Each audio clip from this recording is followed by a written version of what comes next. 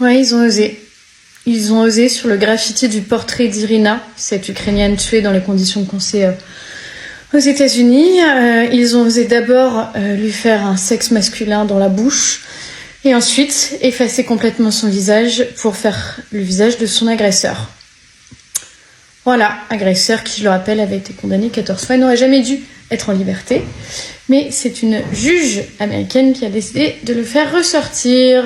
Visiblement, toutes les vies ne se valent pas. Et notamment quand c'est des victimes blanches, on va pas se mentir. Et oui, vous ne rêvez pas. Même sur la mort d'Irina, certains ont effacé sa mosaïque, se sont foutus de sa mort, alors qu'elle est totalement cruelle.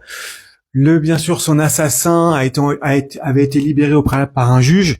C'est ça, de donner une majorité de pouvoir aux juges. Et malheureusement, vous donnez le pouvoir aux juges, qui sont eux-mêmes majoritairement, en tout cas en France, issus de l'ENS, des femmes de gauche. On en fait pareil à l'autre bout du monde, et voilà le résultat.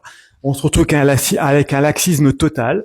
Toute personne qui a déjà été un délinquant une fois va continuer de l'être et peut continuer de l'être autant qu'il le souhaite. Et parfois, on a même des délinquants qui disent: je veux retourner dans mon pays et sinon je recommencerai à faire mes bêtises. Oui, mais c'est pas bien, on va pas vous laisser retourner dans votre pays. Voilà, à force de donner trop de pouvoir aux juges rouges, voilà où nous en sommes, en France comme dans le reste du monde. Il est vraiment temps de réagir.